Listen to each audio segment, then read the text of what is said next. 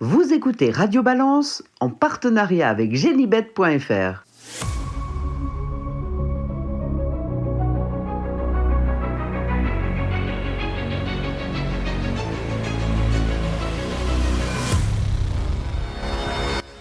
Bonjour, je suis Dominique Cordier. Nous sommes tous réunis au Cardinal, place 5, place de la Porte de Saint-Cloud, Paris 16e, pour un nouveau numéro de Radio Balance. Avec nous, ici, Samy Boisa qui réalise cette émission. Salut Samy. Salut Dominique. Gilles Babin. Salut Gilles. Bonsoir. Vous aurez pour les pronostics du trot Jérémy Lévy, grand retour. Nous aurons également un invité dans la rubrique Gallo, c'est Mickaël Delzangles qui scrutera dimanche à Longchamp la rentrée de Rydari. Notre premier invité, c'est Olivier de Seyssel. Salut Olivier. Bonjour Dominique. Olivier de Seyssel, président de la filière équine française, vice-président du trot. Il y a une actualité, nous allons la rappeler, Olivier de Seyssel. Coup de semonce tout d'abord, ne vous en déplaise, car ce n'est que le début. Hier à Longchamp, les quelques 66 membres du GIE PMU, soit les deux sociétés mères, France Gallo Le Trot et 64 sociétés de course de province, ont rejeté les comptes 2024 présentés par la direction de l'opérateur historique, approuvés par son conseil d'administration et validés par les commissaires aux comptes. Ont voté contre ce budget 2024 Le Trot, qui possède un peu plus de 45% des voix, plus d'une vingtaine... 49% des voix, exactement. Et plus d'une centaine de sociétés de course de province, il y a Gilles Babin qui suit, c'est plaisant, une dizaine d'entre elles n'ayant pas pris part au vote de ce que l'on m'a dit lors d'une procédure qui est le plus souvent formelle. Oui, c'est une procédure formelle, disais-je. Le téléphone sonnait, excusez-moi. Parce qu'un exercice validé qui n'est pas voté en AG l'année suivante, c'est un fait économique rarissime, ça n'arrive jamais, y compris dans les sociétés cotées. Pourquoi ce bilan 2024 n'a-t-il pas été entériné ? Tout simplement parce que le trot estime, et ce n'est pas nouveau, que les comptes 2024, nous l'avons déjà dit ici, comportent beaucoup de tours de passe-passe ayant permis la réalisation du résultat net 2024 au forceps. Ainsi, il a été demandé que soit passé au bilan 4 millions relatifs aux investissements pour le développement du Big 5 plutôt qu'en amortissement, ce qui reporte d'autant la charge supportée. Le PMU a refusé, casus belli pour le conseil d'administration du trot, d'où le rejet de ces comptes 2024 considérés comme insincères par la majorité des membres du GIE PMU. Évidemment, le PMU et France Gallo, dans deux communiqués, alors là c'est bizarre, communiqués distincts mais très ressemblants, publiés à quelques minutes d'intervalle, à croire qu'ils ont fait le même et qu'ils avaient une photocopieuse à portée de main, France Gallo et le PMU qui ont donc regretté ce vote de défiance. Le PMU parce que cela met un terme à une communication, on dira même un storytelling qui faisait du PMU l'opérateur le plus performant et le mieux géré du marché, qui faisait de sa directrice générale la meilleure passionnara du monde du jeu et des paris, et qui faisait du président-directeur général non exécutif du PMU, je ne sais pas trop en fait ce que ça faisait de lui. Enfin, à force de traverser la vérité, celle-ci n'apparaît que plus violemment quand elle est mise à nu. Et France Gallo, de son côté, France Gallo qui défend becs et ongles, parce qu'il paraît que Nicolas Landon, qu'on a reçu dans Radio Balance, le vice-président en charge du galop à France Gallo, Nicolas Landon a été extrêmement violent pour défendre becs et ongles le PMU et sa politique économique. Et ça, on le comprend mal. Alors pourquoi est-ce que France Gallo défend le PMU comme cela ? Intellectuellement, on a du mal à comprendre. Il y a sans doute de la procrastination. Il y a sans doute aussi de l'orgueil face à des trotteurs que les galopeurs ont historiquement toujours regardé par en dessous. Mais il y a également un intérêt certain, car le budget 2025 présenté par le PMU, que le trot a refusé de voter en fin d'année passée, en promettant plus de résultats nets encore que cette année, permet aux galopeurs de construire un budget, lui aussi en hausse, important quand votre déficit est endémique, à hauteur de 15 millions d'euros par an. Économiquement, les chiffres sont mauvais, inquiétants, catastrophiques. On le dit depuis des semaines, des mois, sinon des années, ici à Radio Balance. Ils sont catastrophiques depuis le début de l'année, avec 125 millions d'euros d'enjeux perdus par rapport à l'an passé et une chute du chiffre d'affaires de 5%. Le résultat promis par le budget 2025, soit 845 millions d'euros, c'était plus que cette année, on était à 838. Pourquoi pas 1 milliard finalement, ne sera pas tenu, mais il sera plus proche de 810 millions d'euros, Un chiffre que le PMU devrait officiellement communiquer avant la fin de ce mois, et le plus tôt sera le mieux. Du coup, le galop se retrouverait avec un déficit proche de 30 millions d'euros. On comprend mieux qu'ils sont en train de chercher à faire des économies partout, et il serait alors contraint, dure réalité mon cher Gilles, de baisser ses allocations. Le calendrier, désormais, c'est quoi ? C'est un prochain conseil d'administration au PMU qui va décider d'une nouvelle assemblée générale qui ne sera pas une assemblée générale annuelle ordinaire, mais une assemblée générale extraordinaire, où, cette fois, il pourrait être mise au vote la révocation de la direction actuelle. Olivier de Seyssel, vous êtes avec nous, je le disais, vice-président du TRO. C'est à ce titre que vous allez intervenir dans Radio Balance. Vous êtes de tous les conseils d'administration autour de la table au TRO. Est-ce que cette situation que vous inspire cette situation ? On rappelle que dans un article de presse, il y a 2 ou 3 mois de cela, vous avez dit, et je pense que vous l'avez dit peut-être un peu tard, il faut retourner la table. On y est. Il faut renverser la table. Renverser. Exact, Dominique. Alors, sur tout ce que vous venez de dire, je suis relativement d'accord, c'est des faits. Mais je veux dire, il faut quand même relativiser. On a l'impression que le ciel nous est tombé sur la tête parce que les comptes ont été rejetés. Je veux dire, vous l'avez rappelé en quelques minutes. Ça fait quelques mois que le TRO tire la sonnette d'alarme. Hein. On a tiré la sonnette d'alarme déjà au mois de novembre sur le budget, proposer un budget à 2% quand on était avec les chiffres qu'on avait, c'était déraisonnable. On n'a pas voté le budget, on n'a pas été écouté, on nous a complètement ignorés. Et pourtant, c'était quand même relativement simple et relativement évident, parce que quand on a une proposition de budget à +2 et qu'on était déjà à -4, le delta de 6, c'était absolument pas raisonnable. Et après, on a depuis des semaines expliqué que au niveau des comptes, un certain nombre de choses, et j'aurais tendance à dire qu'il y avait cette histoire des 4 millions, et c'est pareil, c'était d'une simplicité. On a Jean-Pierre Barjon, alors on ne peut pas me traiter de barjoniste, puisqu'il y a plein de choses, il y a plein de points avec lui où on est en désaccord, on discute, on n'est pas...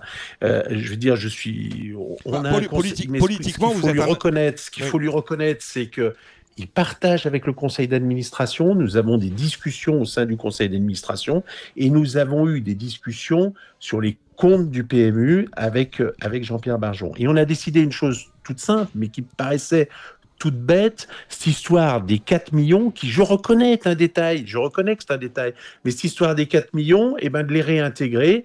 Et on était d'accord et on avait voté le budget à l'unanimité avec cette réserve-là. Et à côté de ça, aucune réponse, ignorance, et on va jusqu'au vote, et le vote, il n'y a que le TRO qui vote contre une fois de plus. Donc, je veux dire, il y a des moments où il faut être sérieux et essayer de trouver des solutions. Moi, ce que je reproche un peu, vu de l'extérieur, parce que je ne suis pas au PMU, j'étais pas hier, mais vu de l'extérieur, je trouve qu'il y avait des solutions toutes bêtes, et il faut quand même relativiser, ça reste une tempête dans un verre d'eau. Moi, quand je vois vos collègues de Jour de Galop, le papier qui est sorti hier, où tout est remis en cause, où je vous dis, le ciel tombe sur la tête. On a même cité Abraham que tout est en train de s'écrouler, que le PMU explique que les parieurs vont perdre confiance, que je veux dire, le parieur du mais il s'en fout. Il sait même pas que ça se passe. Le parieur du bar PMU, que les comptes ne soient pas validés, ça ne change strictement rien. Et ce que je veux dire, c'est quand je dis c'est une tempête dans une verre d'eau, demain, le président du PMU convoque un conseil d'administration, réintègre ces 4 millions. Il n'y a pas de raison que le TRO, qui avait voté les comptes avec à l'unanimité, si on réintégrait ces 4 millions, votera ses comptes. Et puis, on organise quelques jours après une assemblée générale en visio, et à nouveau, les comptes seront validés. Donc, c'est là où je dis que c'est une tempête dans un verre d'eau. Mais le problème, et vous l'avez dit, c'est que rien n'est résolu. Et que la vraie problématique, c'est le chiffre d'affaires du PMU. La vraie problématique, c'est l'immobilisme actuel du PMU. La vraie problématique, c'est le versement du PMU, du montant du PMU à la filière, qui ne permet plus d'augmenter les allocations depuis plusieurs années, avec une inflation importante et des entreprises agricoles qui sont de plus en plus nombreuses en difficulté. Donc, je veux dire, c'est facile actuellement de sortir de cette petite ornière, mais derrière, il faut qu'il y ait un vrai plan.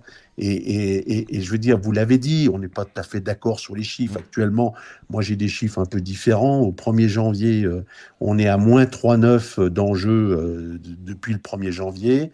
On est à moins 3,7 de PBJ. Je veux dire, les chiffres sont quand même très très mauvais.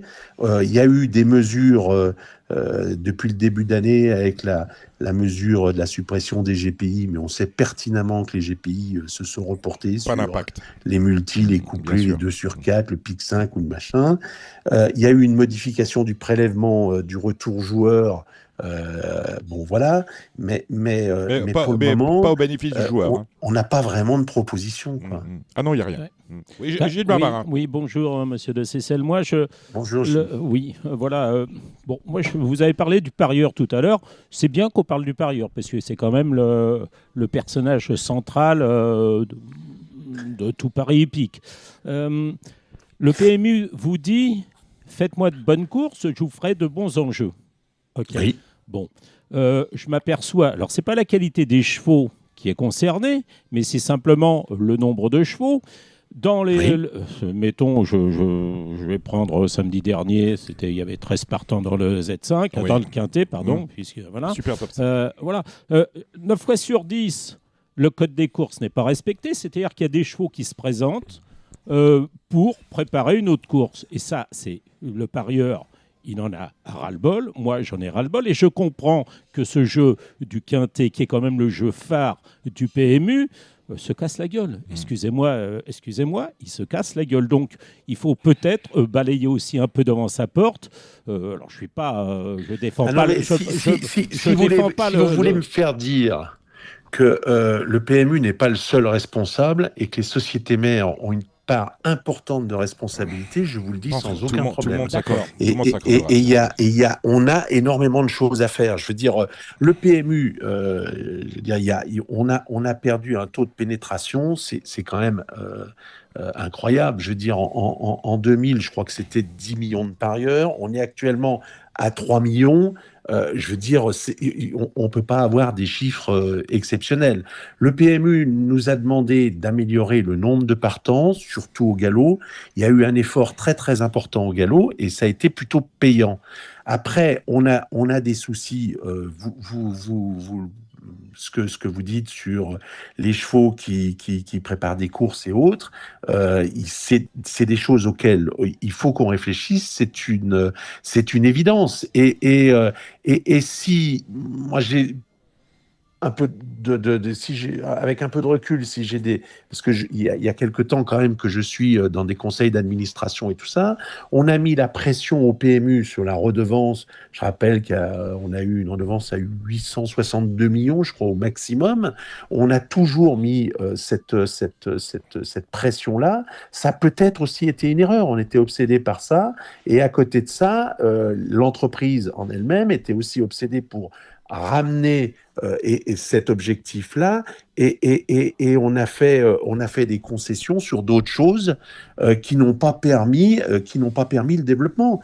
Je veux dire, actuellement, quand on voit la différence il y a 20 ans avec les médias et le PMU et actuellement, Je veux dire, à l'époque, alors je veux pas faire le vieux, mais à l'époque de la Minute Hippique, à l'époque du Tour de France, à l'époque de tous ces événements-là, on était présent. Et actuellement, on est présent nulle part. Si on a plus que 3 millions de joueurs, de parieurs, c'est probablement aussi à cause de ça. Et donc, je le disais dans l'article justement où il faut retourner la table. Je veux dire, il y a un moment où il faut peut-être mieux se couper un doigt que se couper la main, quoi. Je veux dire, et que les sociétés mères soient prêtes à faire des concessions, probablement des concessions financières importantes pour relancer la machine, si on ne veut pas continuer à descendre comme on descend actuellement. Et ça, moi, je suis convaincu que même les professionnels seraient prêts à entendre ce discours-là si on a un vrai plan de relance du PMU en France, avec des objectifs et avec un plan que tout le monde porte. Mais actuellement, c'est absolument pas ça. Et c'est ça qui nous manque. C'est de retrouver de la sérénité, de retravailler notre réseau. Le réseau commercial qu'on a un peu délaissé, j'en suis convaincu, et puis de retrouver un vrai plan média. Ça paraît, enfin moi j'y connais rien, je suis pas un grand chef d'entreprise, je suis qu'un, comme dirait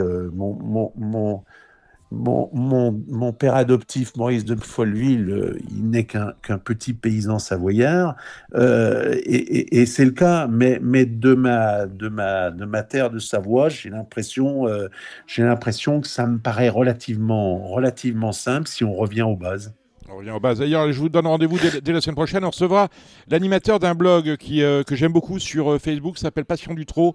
C'est un monsieur qui analyse tous les jours les courses à venir et qui débriefe celle de la veille. Passion du Trot, qui sera avec nous la semaine prochaine. Et il a fait un post très intéressant daté, je crois, du 7 avril, parce que la responsabilité est collégiale. L'organisateur des courses au galop a ses responsabilités. Et on parlera plus spécifiquement des courses au trot, avec un monsieur passion du trot qui suit des courses comme jamais. Si vous cherchez des gagnants au trot, allez voir son blog, et qui expliquait pourquoi ça n'allait pas. C'est que les 1,5, les sulky américains, les ceci, les cela, les emojis, il en a plein le dos, et il ne faut pas s'étonner que les gens fuient. Alors par rapport à la fuite du chiffre d'affaires, ce qu'il faut bien savoir aussi, c'est que les gens fuient. On ne gagne pas 1 million d'euros, comme moi j'ai pu le lire, on va gagner 1 million de joueurs en 2025. On est plutôt en train de les perdre, parce que à force de servir des rapports rikiki aux gens, il faut voir les bonus je prends un exemple.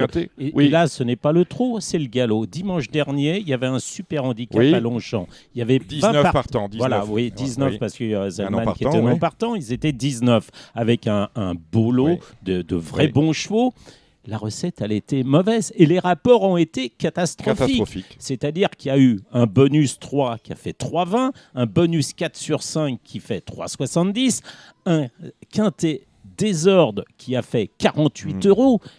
Mais c'est des chiffres, même pas. Mais donc, même je voulais pas. Vous dire. Oui, je veux dire, c'est pas entendable.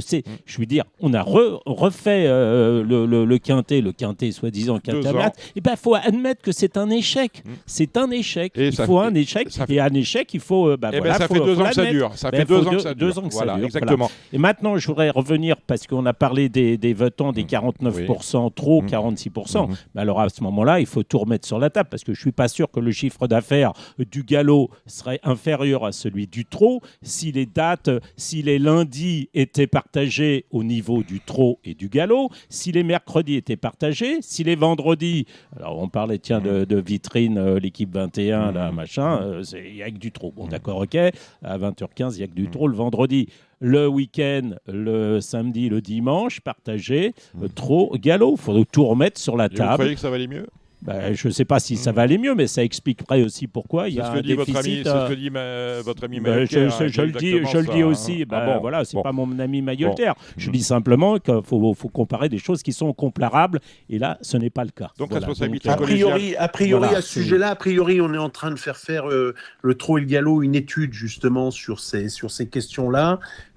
J'ai pas encore les conclusions de l'étude. Elle va sortir prochainement, mais de toute manière, ça ça se joue à rien du tout, hein. Je veux dire que ça soit 41, 49, 51 d'un côté ou Oui, 59, 49, 51, 49 voilà, d'un il y a, côté il y a ou la que de l'autre. parité, il faut Je veux jamais la dire, c'est remettre pas en ça qui question. va Voilà, changer c'est ça. C'est ce que grand-chose. je veux dire. Je veux C'est- dire, ça- après, c'est pareil, c'est un détail. Actuellement, on travaille à 50-50 sur.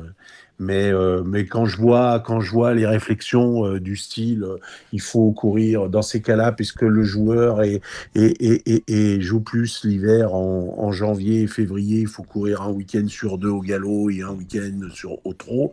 Je veux dire, on peut casser tous les calendriers et puis casser les classiques de Vincennes, comme casser les classiques du galop et les courir, être obligé de courir en semaine il parce faut, que ça tombe un week-end de trop.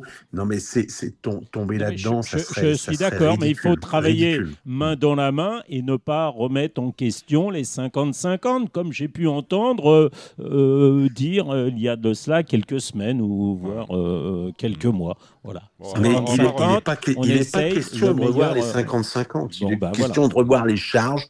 Et je crois savoir d'ailleurs qu'il y a une commission trop galop qui travaille là-dessus et qui vont arriver dans les jours à venir à un consensus.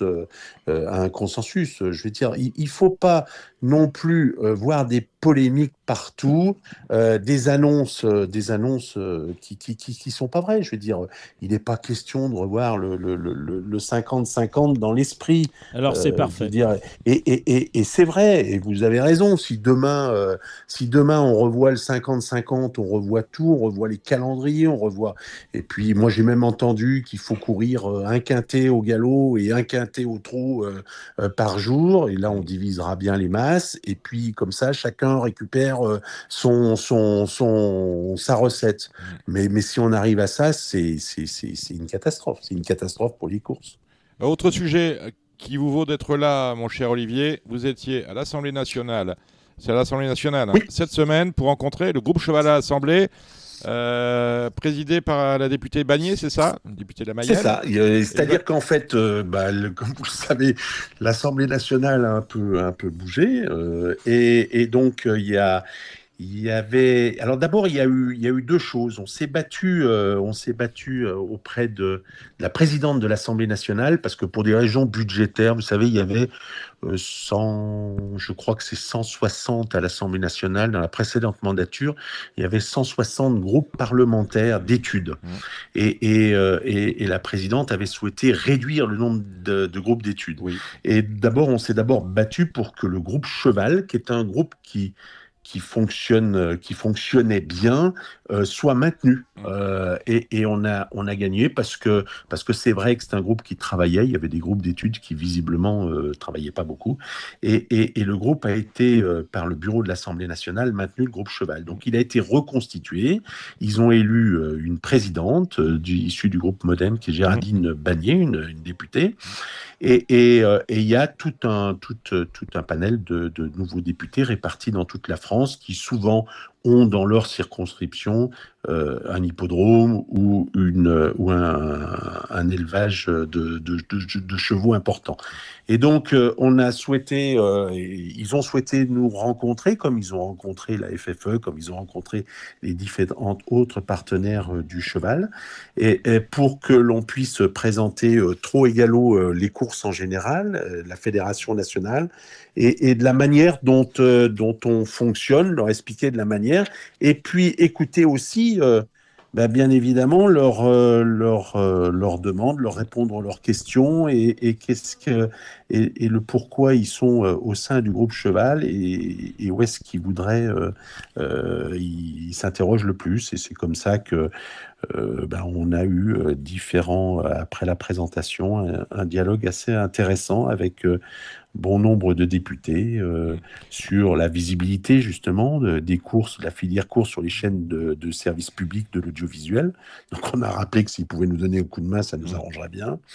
On a eu tout un volet sur la formation avec la place de la FASEC, et puis il y avait certains parlementaires qui étaient très de savoir si on avait un plan de lutte sur les VSS sur mineurs, c'est-à-dire les violences sexistes et sexuelles sur les mineurs, parce que il y avait des parlementaires qui faisaient aussi partie de la commission d'enquête Betaram, et puis sur la féminisation du métier de jockey et des métiers dans la filière. On a eu une discussion sur le contrôle antidopage important, avec pas mal de questions. Eric Woertz aussi a posé des questions sur les courses hippiques dans les autres pays, où on en est, sur les modèles de réussite, sur savoir si au niveau des jeux, ils étaient dans une même situation que nous sur une décroissance aussi. Et puis, il y a eu un député, Monsieur Saint-Pasteur, qui est intervenu sur toute la reconversion des salariés des écuries de course, et puis sur les enjeux d'action sociale que l'on fait vis-à-vis du handicap et tout ça. Donc vous voyez, c'était très, très varié, mais c'est important d'être présent au sein de ces groupes parlementaires. Je rappelle, ces groupes d'études parlementaires, je rappelle qu'il existe exactement le même au Sénat, qui est présidé par le sénateur Vogel, et donc de temps en temps il y a des thèmes importants qui sont abordés, et en plus on l'a vu lors de la manifestation, d'avoir ces groupes, ça nous très permet important, parce qu'on était démunis justement à ce directement, moment-là. On était démunis au moment des manifestations parce qu'il n'y avait plus de groupe cheval à ce moment-là. Exactement. Et on ne savait plus à qui s'adresser pour aller faire amender la loi qui aurait grévé le pari hippique de 30 millions. 70 au départ, Voilà, 30 après, voilà, c'est ça. Donc ce sont des connexions importantes à faire naître, Très à importantes, cultiver très importantes. et à maîtriser. Merci Olivier. Et puis quand on veut avoir des relations directes avec les ministères, c'est toujours mieux. C'est Voilà. quelqueis plus facile de passer par D'avoir un ces passerelles-là. parlementaire que de passer directement au ministère. Merci Olivier d'être passé par Et merci à vous. Radio Balance. Et puis on se voit très Merci. vite. On vous retrouve en fin d'émission, Olivier, pour que vous nous parliez d'une autre commission. Celle-là, c'est à Bruxelles, c'est l'Europe, qui s'intéresse au transport des animaux et notamment des chevaux de course. Merci Olivier de Seyssel. Sans problème. Merci à vous. Au revoir, Bonne Olivier. soirée. Bonne soirée. Oui, Gilles, pour revenir à ce que disait Olivier de Seyssel et ce que je vous ai dit par passion du trot, il serait temps qu'on remette le client au centre du jeu. Bien Au sûr. centre du jeu. Vous ne pouvez pas dire les chiffres sont mauvais et ne rien faire pour vos clients. Le client aujourd'hui du PMU est un client qui n'est ni respecté et qui est limite méprisé. On va le redire ici. En février 2024, ça fait 14 mois. On a dit qu'il était vital pour un opérateur désormais de proposer le virement instantané des gains. Tout le monde le fait aujourd'hui. C'est entré dans le langage courant, sauf au PMU, où c'est toujours une priorité. Ils se foutent de la gueule du monde. Voilà. Vous pouvez pas. Alors je sais pas. Je crois que ces gens-là ne connaissent pas leurs clients, parce qu'il y a des gens, on en connaît, on en voit régulièrement en course, qui se retiennent de jouer sur leur compte.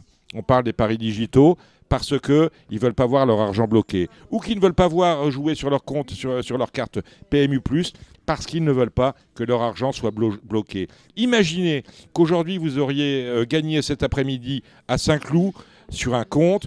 Vous retirez, si c'est un compte PMU, vous allez avoir votre argent. Vous allez avoir votre argent en retirant le vendredi. Mardi. Vous allez avoir mardi. Parce qu'il sera traité le lundi et vous l'aurez sur votre compte mardi. Voilà. Alors, on a affaire à des dirigeants qui prennent des bonus énormes, qui ont sans doute 50 000 euros sur leur compte courant, et 200 qui arrivent ou 200 qui s'en vont, ne font pas trop attention. Eh ben non. Et les clients du PMU, c'est pas ça. Il y en a qui sont à 10 euros près, ils veulent bien jouer 20 s'ils sont sûrs de récupérer 40 dans la minute qui suit, à la condition qu'ils aient gagné. Ça, c'est important.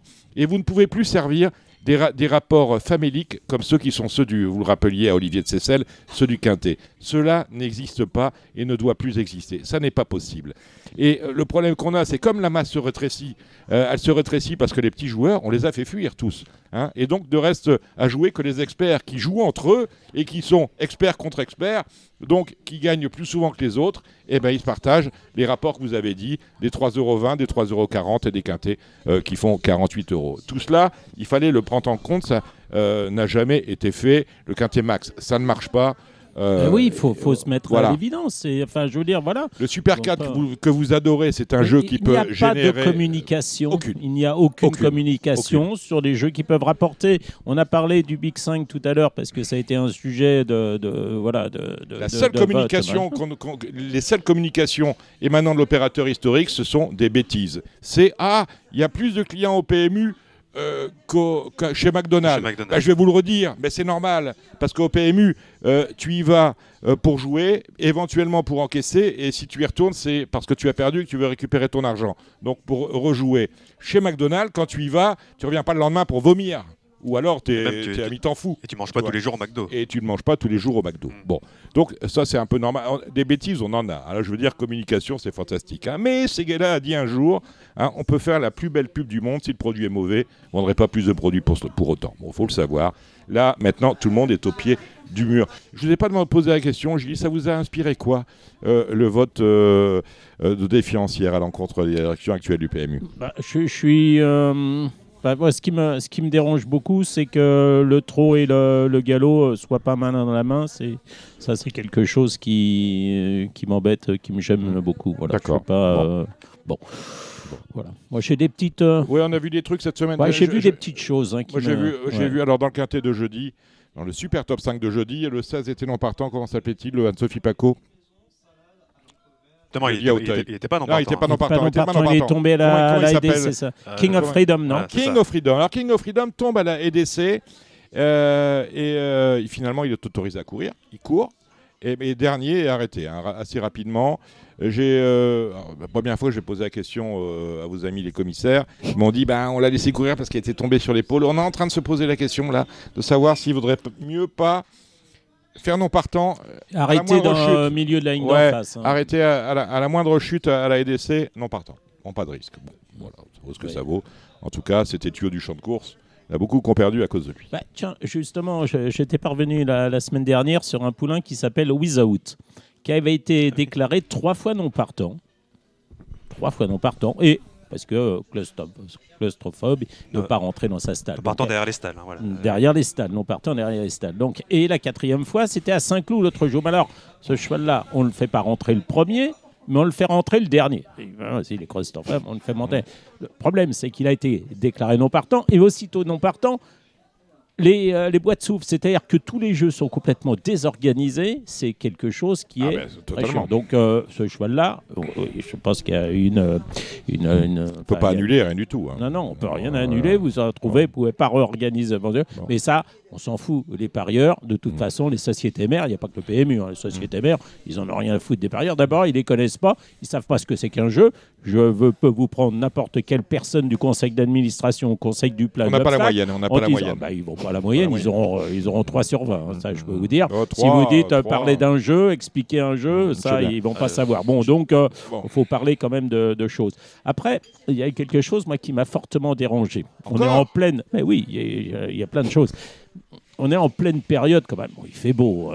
Les terrains, ils peuvent être bons, ils peuvent être souples en fonction des diverses averses qu'il peut y avoir. C'est le gazon qui prime. Bien sûr. Bon. Écoutez, mardi à Deauville, alors attention, les bons chevaux, enfin les 3 ans, les 2 ans, ont le droit d'aller sur le gazon. Ouais. Les autres, les petits chiens, là, ceux qui courent les handicaps, ceux qui font la recette, parce qu'on m'explique que c'est le nombre de partants qui fait donc le montant des enjeux. Donc, ceux qui font la recette, eux, ils ont le droit de se produire sur la PSF. Alors, mais si la PSF, elle était bonne, éventuellement, j'entends. Mais là, les chevaux, la PSF, elle était défoncée. Elle était annoncée standard, lente. Elle était défoncée. J'ai des vidéos de chevaux. Moi, j'avais 4 partants ce jour-là.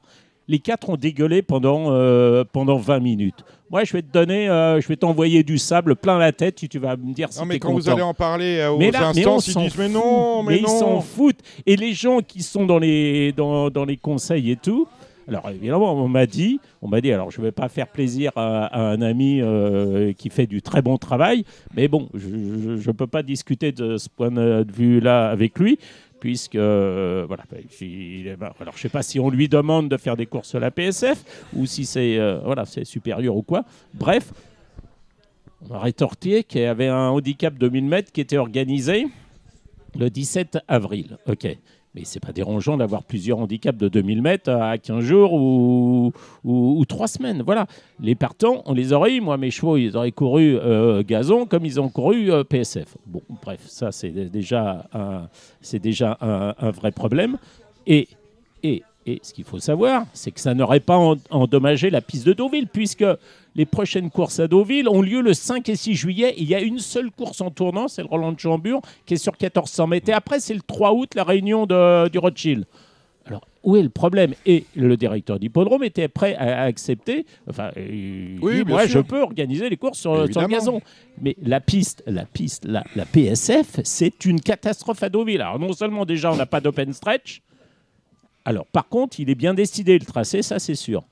Mieux qu'à Chantilly, où c'est un problème. Bon, bref, ça, c'est un petit coup de gueule. Vous pouvez aller voir, les chevaux, ils sont revenus maquillés. J'ai des vidéos, ceux qui veulent avoir les vidéos. Je ne sais pas, quand vous allez en parler aux instances, ils nous écoutent. Mais non, Gilles, ils ne vomissent pas, les chevaux. Oui, non, mais c'est ça. Voilà. On dit qu'on est toujours critique. On ne peut pas être critique. Voilà. Bon. Un autre coup de gueule, le croisé à la Roche l'autre jour. Alors, je regardais une course, parce qu'il y avait le cheval d'un copain. Plein de copains, dis donc. Oui, non, mais des collègues de travail. Ah, pardon. Voilà. Pleimbeau. Voilà. Pleimbeau, il a couru une course. Salut, Julien. C'était samedi. Une course qui a été sans train. Et il y a une pouliche qui s'appelle Valerta. Elle a traversé la piste à partir des 300 mètres. Et elle a empêché vraiment Pleimbeau de s'exprimer. Bon, il y a eu enquête, fort heureusement. Je dis, tout le monde. Mais elle n'a pas failli le tuer. Non, elle n'a pas failli le tuer. Bon, ça va. Et il est revenu après, bien terminé. Maintenu. Maintenu. Alors, voilà, mais je dis, comment on peut maintenir une telle arrivée ? Alors, je me suis dit, c'est peut-être moi qui ai mal vu. On a vu le film de face, on a vu la pouliche traverser la piste. Et le jockey, n'ayant pas fait manifestement son possible pour empêcher de pencher, a pris ses 4 jours. Dorian Provost.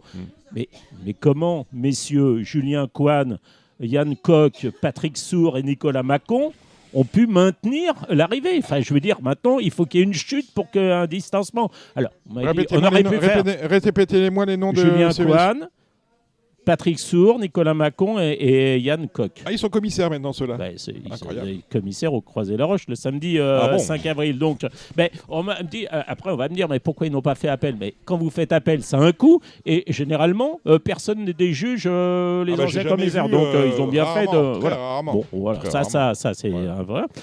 J'ai autre chose. Encore alors, ça concerne l'obstacle. Alors, tiens, on parlait de Quintet, de Z Top 5. Oui. Est-ce que vous avez vu les engagés du président de la République ? 23 engagés, 2 non qualifiés. Et dans les 21 donc, engagés, il y en a 5 ou 6 qui rentrent du poids à la course. Je ne suis pas sûr qu'on puisse organiser c'est peut-être pas. Après, vous avez un handicap de catégorie pour faire le quintet ou le top 5 ce jour-là. Par contre, les 4 ans, ils sont 50 engagés. Donc, preuve qu'il doit y avoir sans doute pas suffisamment de courses pour les 4 ans. Le président, c'est le 5 ans et plus ou une 6 ans et plus ? Vous avez vu, ils ont mis des 6 ans et plus maintenant. Non, c'est 5 ans et plus. Oui, tout à fait. Et grosse allocation à 255 000. Magnifique, vous courez, non ? Non, j'ai pas les chevaux. N'importe lequel. Après, restez dernier s'il y en a qui tombent, c'est bon. Alors, j'ai posé aussi une question à un entraîneur d'obstacles qui fait partie du conseil de l'obstacle. Parce qu'en fait, en regardant le programme l'autre jour, je suis tombé sur le fait que les 3 ans n'avaient pas de... Les 3 ans inédits n'avaient pas d'avantage par rapport à des 3 ans qui ont déjà couru. C'est étrange d'ailleurs. Bon, c'est étrange. Je dis, il doit y avoir une raison. Donc j'ai posé la question à un entraîneur qui était, au conseil de l'obstacle. Il m'a dit, je ne sais pas. Ok. Par c'est texto, une bonne réponse. Je ne sais pas. Oui, tout au moins, il a le mérite de dire, je ne sais pas. Et je l'ai rencontré donc la semaine d'après sur l'hippodrome d'Auteuil. Je lui ai dit, Gabriel, puisque c'était Gabriel Lenners, ma question, elle me dit, non, mais moi je suis qu'entraîneur. Je lui ai dit, ouais, mais t'es entraîneur, tu fais partie du conseil. Oui. Ok, bon, bref. Alors j'ai demandé au responsable des programmes qui m'a dit, non, on n'a pas d'avantage parce qu'il y avait une course dimanche dernier. Aucun rapport avec la choucroute. Aucun. Non, aucun. Voilà. Alors les 4 ans, par contre, parfois inédits, ont 2 kilos d'avantage et tout. Enfin, je veux dire, c'est quelque chose qui est complètement... voilà, il n'y a pas de règle fixe. Enfin, si on veut bien m'exprimer, je pense qu'il faudrait un peu rebalayer tout ça, les conditions de course et tout ça. Oui. D'ailleurs, comme Dominique Bressou, c'était aussi, lors d'un grand débrief, il s'était exprimé sur le fait que son losange bleu devait rendre beaucoup de poids aux autres, 72 kilos, il rentrait 8 kilos. On fait battre les bons chevaux, disait-il. Mais comme il disait, du temps de Bernard Secli, c'était déjà le cas avec Al Capone et Catco. Oui. Enfin, moi, je serais sans doute mort que ça continuerait. Oui. J'avais fait la remarque d'ailleurs lors des 48 heures de l'obstacle que le Congrès, avec Hacker du Berlay qui avait gagné les préparatoires, rendait 3 kilos aux autres. Normalement, Ok. c'est total. Voilà, c'est quand même le grand steeple chase des 3 ans. On va me dire, oui, mais c'est un groupe 2. Alors, soit tu le passes groupe 1, soit tu changes les règles ou machin. Bien sûr. Enfin, tu peux faire un peu, mais on peut le dire. Voilà. Alors, Dominique Bressot me dit, oui, mais personne ne dit rien. Je lui dis, mais toi, Dominique, quand c'était 4 co ou c'était machin, d'abord, tu étais jockey. Et oui, je lui dis, tu connais la profession. De toute façon, ils ne sont pas solidaires. Donc, c'est simplement, ça me dérange. Voilà, c'était un petit coup de gueule. Voilà. Tu as oui, peut-être Samy, quelque chose, Samy? Oui, un éternel recommencement. Il n'y avait pas d'écran géant à Deauville mardi. Ah oui, c'était alors une belle ça, chose. c'est un vrai problème. Ouais. Ah ben, Ça, coûte c'est un cher. vrai problème. Oui, apparemment. À Chantilly aussi, ça coûte attendez, cher. il y avait un écran géant à Moulins samedi dernier. À Moulins. Non, mais ça, c'est un vrai problème. Tu ne peux plus venir sur un hippodrome en 2025 sans avoir un écran géant. Ça n'existe plus. À Compiègne, il y en a un. Ça a un coût, évidemment. Voilà. C'est un investissement. Alors, Et en plus, ce qui est bien à Compiègne, c'est un drôle. Là. On me dit, je vois si on a le droit, mais c'est très parlant. Et en plus, Oui, non, on mais accepte les on a un chiens. vrai Donc problème. Compiègne, c'est très bien. on peut plus aujourd'hui arriver sur un grand hippodrome français et voir qu'il n'y a pas d'écran géant. Qui fait ça? France Gallo le fait, mais ça se fait pas. Il y en avait un Saint-Cloud aujourd'hui. Non. Voilà. Ah non, il y en a pas. Non, mais voilà, mais il n'y a pas de semaine et de week-end. Il y a course, donc il y a tous les outils à disposition des gens qui sont aux courses pour regarder les courses. Ça me semble de bonne loi. C'est un manque de respect, encore une fois, pour le parieur, mais également pour le propriétaire. Il n'y a pas un propriétaire qui a des jumelles aujourd'hui. Comment il fait, le gars? Il regarde la télé. Oui. Alors, s'il vient aux courses, Ah, mais vous savez comment ils font? c'est pour regarder les petites télés. Non, mais... Je veux dire, ça n'a aucune espèce de sens. Mais tu sais comment ils font? Ils sont sur leur téléphone et ils regardent la course sur le téléphone. Alors Ah oui, qu'ils mais sont dans à les quoi ça tribunes. sert? Reste Ah, à mais ta il y a maison, déjà- alors, à ce Non, mais il y a moment-là. déjà 10 secondes Il d'écart. faut 10 secondes d'écart. il faut offrir au public, qu'il soit parieur, qu'il soit propriétaire ou qu'il soit rien du tout, juste spectateur. Il faut offrir tout ce qu'il faut pour bien regarder les courses. Lundi prochain, on a des courses en ligne droite à Chantilly. On n'aura Oui. pas d'écran Mais géant. non, mais là, Ça va c'est- finir ouais. 200 mètres plus loin. Et Ouais, alors, on lundi verra rien. prochain, course à Chantilly, et vous me dites qu'il faut y aller.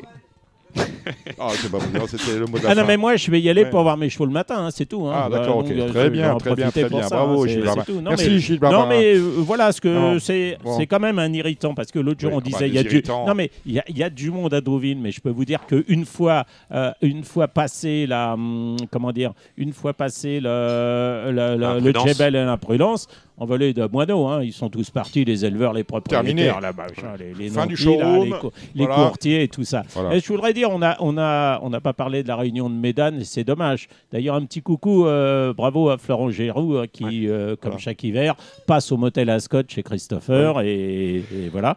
Non, on a vu des belles courses quand même. On a vu des chevaux français excellents comme Calon Dagan. On a vu Kingle aussi. Ouais, vous êtes un bon français, vous. non, mais vous j'ai- félicitez les deuxièmes. Oui, mais Ouais, bon. après, c'est bien. Double Major a été battu aussi, Ouais. mais Et non, ça a été, Nicolas Collery a fait une. mais Deuxième exactement, aussi. Oui, mais il a très bien couru. Il était à l'arrière. Et... Ouais, Vive Poulidor. ouais, Allez. donc, Allez, Bon, bah, vous je- restez avec nous. On va rejoindre Oui, notre bien invité sûr. tout de suite. Allez. Michael Delzangle. Au revoir. Et ensuite, on continuera avec. Dites pas au revoir, vous restez avec moi. Oui, Michael non, mais je Delzangle vous dis nous au revoir. attend. Et ensuite, vous allez vous. Je veux plus vous voir. Vous collez les pronostics du galop du week-end. Puis Jérémy Lévy le trot. Puis on retrouvera Olivier qui nous attend lui aussi. Fin d'émission pour la rubrique Bien-être équin et qui d'arbore le transport des chevaux. Genibet.fr, le meilleur du pari hippique en ligne sur Internet et mobile. Et nous voilà partis pour la partie galop avec Gilles Barbarin. Oui, bonsoir. Bonjour Gilles, voilà. Et notre invité, Michael Delzangle. Bonsoir Michael.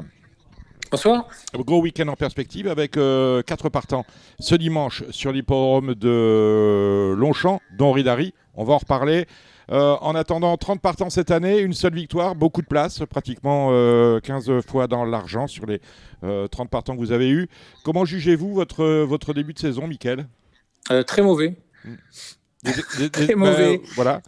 Non, les chevaux, depuis un mois, je trouve, sont pas en grande forme. Donc, bon, j'espère que la roue va tourner. On explique cela comment? On change quoi ou on change rien? Est-ce que c'est un petit virus? Écoutez, on change pas trop de choses. Ouais. Il faut faire le dos rond, courir que quand on les trouve vraiment bien. Et puis petit à petit, je pense que la forme va revenir. La forme va revenir. 75 chevaux, Gilles Barbarin. Oui, non, c'était simplement pour savoir est-ce qu'il y a des chevaux qui t'ont déçu ou alors peu de résultats parce que avant le coup, ils n'avaient pas trop de chance. Non, il y a des chevaux qui m'ont déçu. Par exemple, Duty qui court dimanche, là, c'est un cheval qui m'a déçu. Bon, il faisait une rentrée, c'était quand même une rentrée en demi-teinte. Je pense qu'il vaut mieux que ça. Après, il avait aussi raté son départ, non? À Saint-Cloud, il était un peu mal sorti, il était à l'arrière. Oui, il était un peu mal sorti, on était un petit peu loin, mais enfin, il a quand même pas fait une belle ligne droite. Pas de belle ligne droite. On va attaquer directement avec vos partants en espérant. Parce que ce que je dis tout le temps, vous n'êtes pas en forme, mais lorsque les chevaux vont se mettre à gagner, on n'aura pas reçu de Bristol, vous voyez. Donc il faut les suivre. On sait que vous êtes voilà, exactement, il faut les suivre. Mais voilà, on sait que vous êtes un entraîneur de qualité et qu'à un moment donné, la roue se remettra dans l'axe. On va commencer avec Ridari qui dispute le Fontainebleau. C'est un groupe 3. Qu'en attendez-vous, mon cher Mickaël? Deuxième pour ses débuts à Saint-Cloud. Confirmation ensuite, c'était en novembre sur l'hippodrome de Chantilly. Là, c'est une rentrée. Comment jugez-vous ce fils de Churchill? Écoutez, c'est sans doute un bon cheval, suffisamment bon pour aller sur la poule d'essai. Il faudra qu'il fasse une bonne rentrée dimanche. Il est prêt pour faire une bonne rentrée. Après, si la course se court à l'allure à laquelle s'est couru le prix de Gébel, je pense qu'il va manquer un peu de conditions pour finir. Pour vous, c'est parce que je vois qu'il y a les engagements classiques qui suivent, la poule d'essai bien évidemment, mais le Jockey Club derrière, c'est plus un miler ou c'est un cheval qui va confirmer sur distance intermédiaire, voire classique? Alors pour l'instant, il est assez émotif et peut être un peu allant. Donc tant qu'il se décontracte pas un peu plus dans les parcours, il restera sur 1600 mètres. Mais je pense qu'il pourra, s'il arrive à se décontracter, il pourra facilement faire 2000 mètres. Oui, c'est sans doute ton meilleur élément de 3 ans pour cette année. Oui. Ouais. Alors on va parler de Duty maintenant qui dispute le prix d'Amuette. C'est un handicap, il vient de vous décevoir. Mais voilà, 8e, il a peut-être besoin de cette rentrée. Oui, il a sans doute besoin de cette rentrée. Voilà, c'est un cheval qui peut être compliqué dans un parcours, il peut être un peu à l'heure. On a un numéro correct, si on arrive à prendre une bonne place, sa place est à l'arrivée normalement. Et alors on a un débutant qui s'appelle Avenir. Oui, c'est un débutant Avenir, fils d'Ecto et d'Urial. Non, ça c'est non, pas. c'est Gérard Terborch. C'est lundi mon débutant. Voilà. Gérard, je suis bien sur. Gérard Terborch, voilà. Ça c'est un débutant à Linière. Voilà. D'accord, non, parce qu'on n'avait pas fini Longchamp. Alors je savais bien que ça allait déraper à un moment donné. Donc, parce que je vais la liste des partants de France Gallo, mais ils sont pas classés. C'est un peu la foire à tout. On a le 814 de Screenshot qui vient de triompher d'ailleurs. Il vient de gagner sur handicap. Il est dans sa catégorie, il a sa chance. C'est un cheval qui a un petit peu de caractère, il faut que ça se passe bien. On n'a pas un très bon numéro. Avec lui, l'idéal, c'est d'être caché juste derrière les leaders. Là, ça va être un peu difficile, mais le cheval me semble en très bonne forme. Il doit être à l'arrivée. Et le bon terrain lui va complètement. Oui, le bon terrain un peu souple, parce que je lui lance un peu d'eau, je crois, quand même. Oui. Mais non, ça le dérangerait. Il n'aimerait pas un bourbier, mais une piste un peu souple, ça le dérangera pas. Alors, ceux qui peuvent jouer sur les sites s'intéresseront justement à Linière et à Gérard Terborch qui débute dans le prix Avenir. Qu'est-ce qu'on peut en dire avec c'est un cheval plein d'avenir. Voilà. Voilà. Non, il va bien débuter. C'est un cheval pas facile. Et on n'a pas un bon numéro, on va sûrement le monter en attendant. Il faut que la course se décante bien pour qu'il puisse venir finir, mais je pense qu'il en a les moyens. Rodoya débute au Haras du Pin, très belle origine, Persian King, la mère est partie de Stars. Oui, c'est une pouliche sympa. C'est pareil, elle manque un peu de métier. Si elle prend une place, c'est bien. Vous l'estimez comment? Parce que quand on voit le papier généalogique, on se dit c'est sans doute bien. Oui, elle n'a pas de rangement classique et voilà, elle va gagner ses courses. C'est une pouliche qui va être honnête. Et il y en a un qui va courir à Chantilly dans le prix Épinard, c'est Pitch Perfect. C'est un débutant, 2 ans. C'est mon premier débutant qui court, mais il est prêt. Ça sera plutôt un cheval qui fera 1200 mètres la prochaine fois. Il va faire de bons débuts. Je serais déçu qu'il ne fasse pas une belle course. Eh bien, on verra ça lundi. Mickaël, l'actualité a été marquée cet hiver par la disparition de Son Altesse l'Agacan. Vous entraînez pour lui, vous entraînez également pour sa fille, Princesse Zara. Est-ce que la disparition de Karim Agacan a changé quelque chose par rapport à la manière dont vous recevez et dont vous rendez des comptes sur les chevaux que vous entraînez pour sa succession désormais? Non, il n'y a rien qui a changé. C'est une organisation qui marche très bien et je pense que tout était prévu pour que ça continue. Tout était prévu pour que ça continue. 75 chevaux à l'écurie, si j'ai bien compté sur le site de France Gallo. C'est votre rythme de croisière. On en a un peu plus que prévu ou un peu moins. Non, je dirais peut-être un petit peu moins, mais pas beaucoup moins. Non, c'est un bon nombre. On aurait une quinzaine de plus, ça pourrait. On l'accepterait avec plaisir. On a entendu tout à l'heure Olivier de Seyssel et on a rappelé un peu les événements qui avaient eu lieu hier sur l'hippodrome que vous connaissez bien, c'est celui de Longchamp, avec notamment l'Assemblée Générale des Actionnaires du PMU où les comptes 2024 n'ont pas été approuvés. Je suppose que vous suivez un peu l'actualité. Comment vous avez reçu cette information où on a quand même un coup de semonce marqué des sociétés de course et notamment de celle du trot contre la direction actuelle du PMU. Pour vous, c'est un débat inquiétant ou positionné comment par rapport à ce fait d'actualité? Alors écoutez, j'avoue que c'est inquiétant. Je ne sais pas trop comment me positionner. C'est quand même un peu triste qu'ils n'arrivent pas à s'entendre ensemble et à travailler pour l'intérêt des courses et pas pour les intérêts particuliers de certains. Vous êtes très pointilleux sur votre communication. Vous avez un très beau site internet où on apprend tout sur vous, en partant de votre marraine, la marquise de Moratala, en parlant de McPhee, qui vous a donné vos premiers grands émois d'entraîneur, je pense. Quand je vous vois, je pense toujours tout de suite à McPhee, dont l'histoire est extraordinaire. Mais vous êtes également présent de manière régulière sur les réseaux sociaux. On peut trouver notamment sur Twitter toutes les informations relatives aux partants. C'est important pour vous d'être en communication avec le turfiste? Oui, on essaye de dire le moins de bêtises possible. C'est pas souvent les entraîneurs les plus objectifs, malheureusement. Mais il faut essayer d'être le plus honnête possible. On se trompe souvent, mais...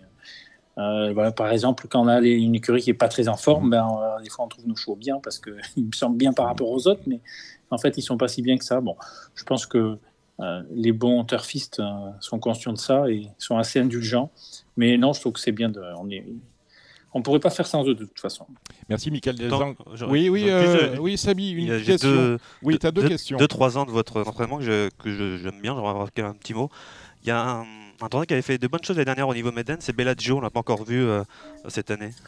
Oui, Bellagio, il va faire sa rentrée d'ici un mois. Il s'était légèrement blessé en fin d'année, donc on lui a donné un petit peu de temps.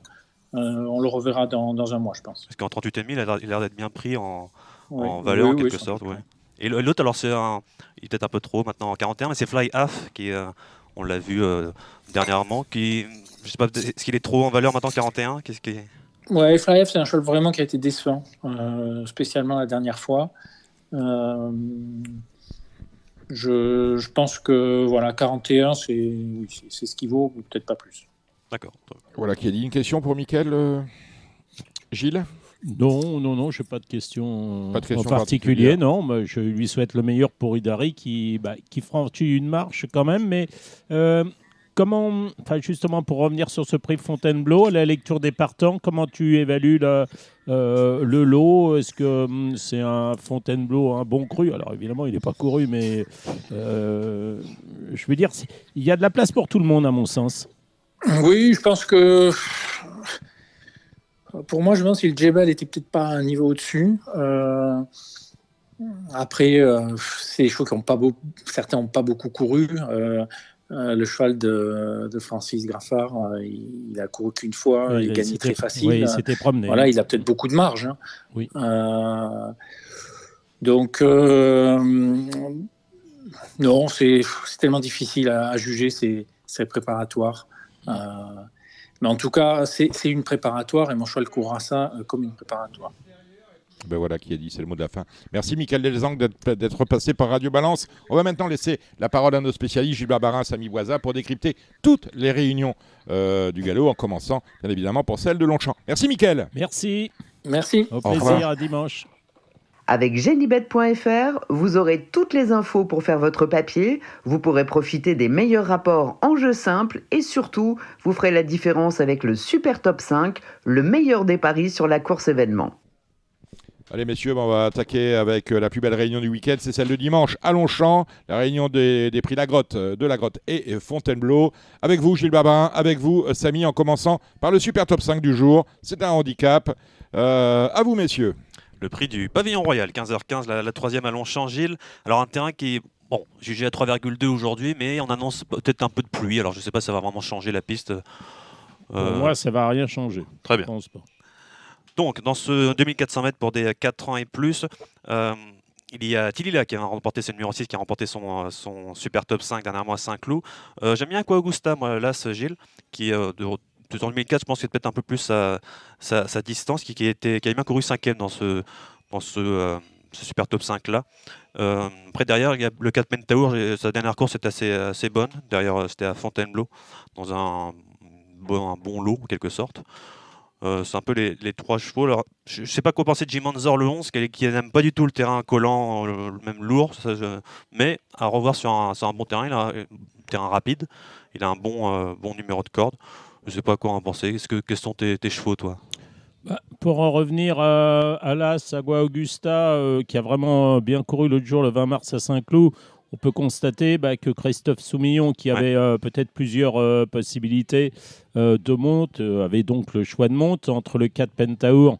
A préféré là Agua Augusta. Après, comment se positionner par rapport au 5 Gâteau Pardo, qui n'a pas couru à Deauville mardi en raison, d'après ce que j'ai compris, de son mauvais numéro dans les stalles de départ.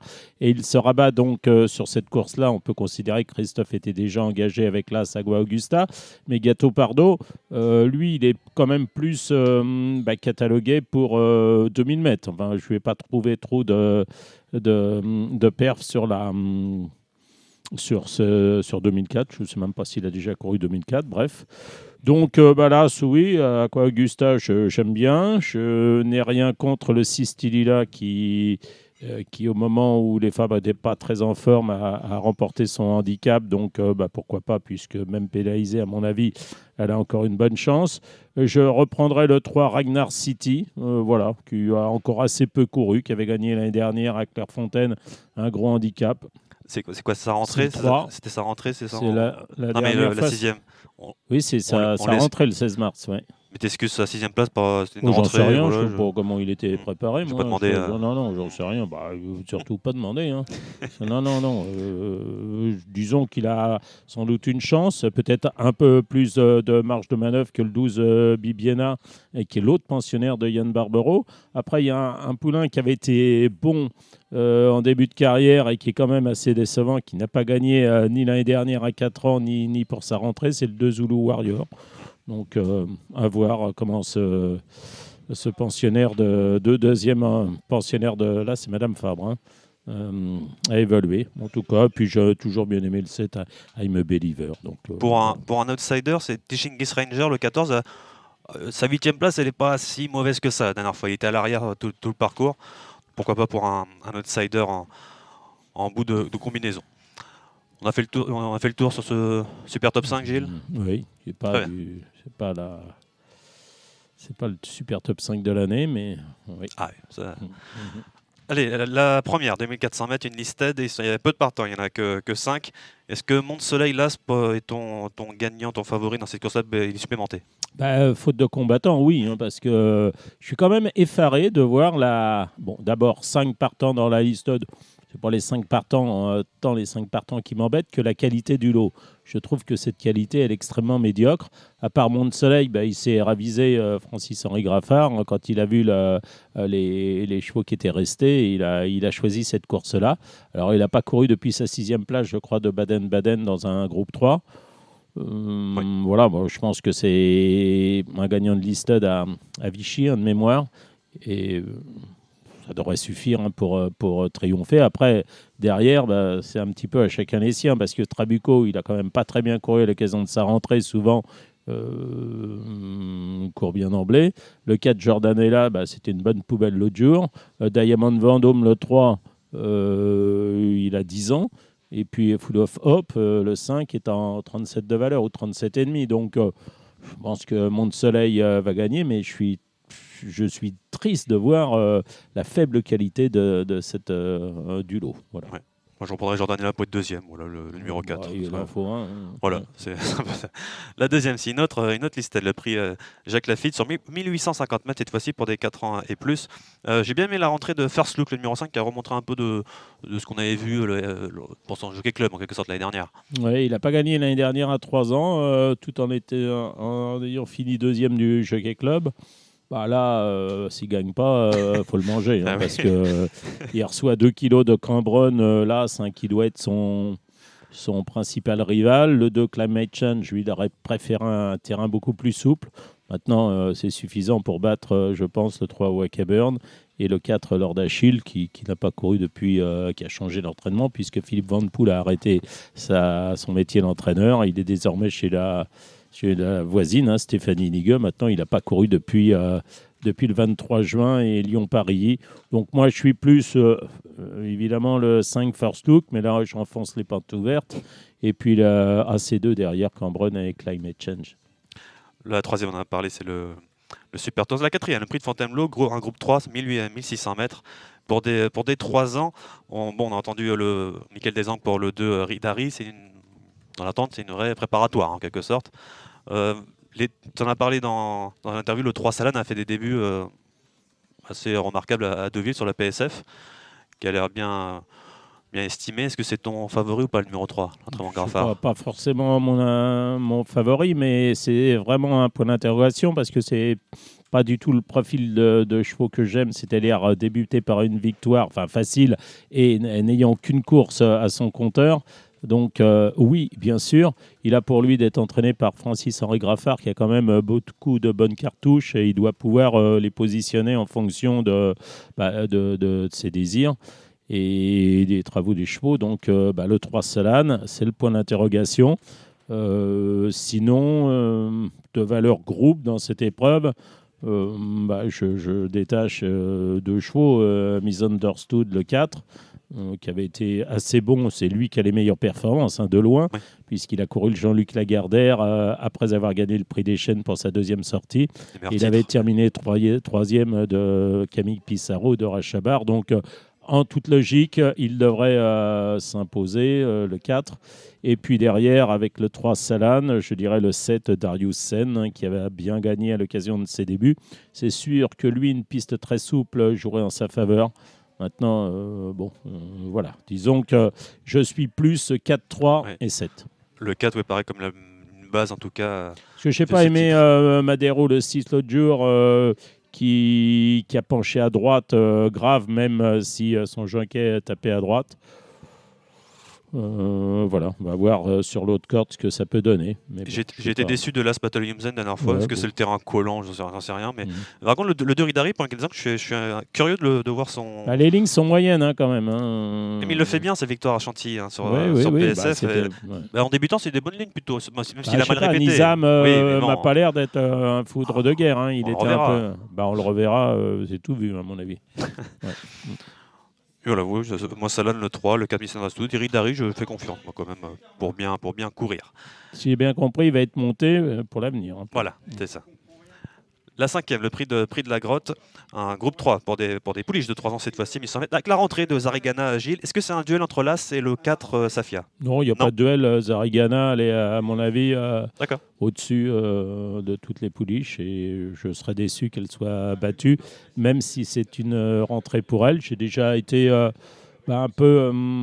oui, j'aurais préféré qu'elle remporte le Marcel Boussac. Elle a été battue nez par sa compagne de boxe, qui d'ailleurs n'est pas là, qui n'est pas présente, Vertical Blue, dans ce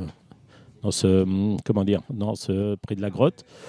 Donc non, je suis plus Zarigana. Après, Safia, oui, Safia, il n'y a rien à dire. Et puis après, c'est un peu à chacun les siennes. voilà, je sais pas. C'est vrai que pour être troisième, j'arrive pas vraiment à détacher le. Tigres of Gaul a bien gagné ses 2 courses, mais je ne sais pas quoi en penser encore. On va vraiment le savoir là, on va le savoir dimanche si elle est vraiment bonne ou pas. Pour elle d'avoir battu les mâles, ce qui est toujours une bonne chose. Voilà. Donc pourquoi pas. Pourquoi pas la pensionnaire de Christopher Red, pardon, le 5 Rosa Salvage. Mais le problème, c'est qu'il faut les voir au rond. Voilà, des pouliches, savoir si elles sont bien sorties de l'hiver, si elles ont progressé, c'est physiquement ou pas. Et puis voilà, donc c'est plein d'inconnus à cette époque de la saison, et c'est ça qui fait aussi un peu le charme des courses. Ouais. Et Zarigana, Francis Graffard a dit que c'est les poules d'essai, l'objectif logique, à Longchamp. Oui, non, pas de Guinée, ou voilà, c'est Longchamp. Ça sera, à mon avis, ça va être poule d'essai et près de Diane. Voilà. La 6e, groupe 3 pour des 3 ans, mais sur 2100 mètres cette fois-ci. Assez intéressant à regarder. Le choix de Maxime Guillon, c'est Nitois, le numéro 5. Oui, tout à fait logique. Oui. Nitois, il a fait grosse impression à l'occasion de sa rentrée, de ses débuts, pardon. C'était l'an passé à Chantilly. Voilà, Nitois, donc tout à fait, en toute logique, il va être peut-être pas le favori, mais en tout cas, ça sera le mien pour cette épreuve. Même si une sortie, une victoire, c'est pas toujours ce que je préfère. Mais oui, j'aime bien le 5 Nitois. J'espère qu'il va gagner. Derrière, je pense que le 6 Uther, c'est comme on veut, devrait prendre sa revanche sur le 2 Ice Done Fun, qui avait déjà 3 courses dans les jambes. Et sur Uther, qui n'avait qu'un parcours, et c'était une rentrée à Saint-Cloud. Et puis le point d'interrogation, ça va être le 7 Tito Mossen, à voir pour sa première sortie sur le gazon. Voilà, c'est un cheval qui enroule, qui part de loin et qui essaye d'écœurer ses adversaires. Moi, pour l'instant, il a bien fait ce qu'on lui a demandé de faire. Mais je suis plus 5 et 6 pour moi. Voilà. Je sais que tu n'as pas mentionné le 3 Rafale Design, qui avait plutôt un profil pour être mieux à 3 ans, j'ai l'impression. Oui, c'est possible aussi. C'est encore une fois, il faut aller voir les chevaux au rond. Mais il avait bien gagné ses 2 courses. Et pourquoi pas le 3 Rafale Design. Je ne suis pas inquiet quant à sa préparation. Il doit être sans doute déjà très affûté, mais enfin, il avait manqué complètement ses débuts sur une piste qui était pénible à Longchamp dans l'épreuve remportée par un Zimport devant Batal Jumzen. Bon, on va voir. Je ne pense pas que le terrain sera très souple, mais ouais. En tout cas, moi, je serais... j'espère que Nitois va gagner pour voir un bon cheval. Voilà. Le 5. La 7e, le prix de la Muette, c'est un handicap pour des 3 ans. J'ai envie de reprendre le 7 Duty, moi, de Michael Desangles, on l'a entendu. Après, j'aime bien derrière le Hassen, qui a quand même déçu la dernière fois, mais pour handicap, j'ai envie de le prendre. Et j'avais noté une pouliche, bien sûr. Et j'ai envie de reprendre également le 6 Infractophale. Voilà. Qui va être sans doute la favorite de cette épreuve, Infractophale, l'entraînement de Mario Baratti, de 2e place. Moi, je prendrais dans cette épreuve, même si elle a été décevante, je prendrais le 10 Hématite, mais je ne pense pas qu'elle sera, qu'elle était... L'autre jour, c'était à Pornichet, pas du tout une pouliche pour Pornichet, à mon sens. Voilà. Elle avait fait très belle impression à l'occasion de sa tentative de début à Deauville, derrière Moto Proprio et Waxaca, là où je ne sais plus comment on dit. Enfin bref, et elle n'a pas répété après. Bon, je la trouve pas si mal placée que ça dans le handicap, le 710 Hématite. Oui. Ouais.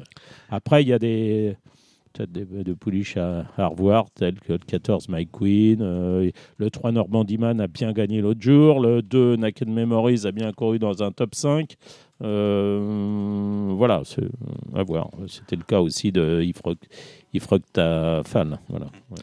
Et la dernière, la 8e, le prix du Pavillon Dauphine, c'est la 2e épreuve du handicap divisé, 2400 mètres. J'ai vu tout de suite Firsty, hélas, Gilles. Oui, oui, il ne faudrait pas que ça... Ouais, je l'ai trouvé... l'année dernière, sur la pente descendante. Alors l'autre jour, oui. Mais pour l'instant, ses meilleures sorties ont eu lieu sur des pistes PSF.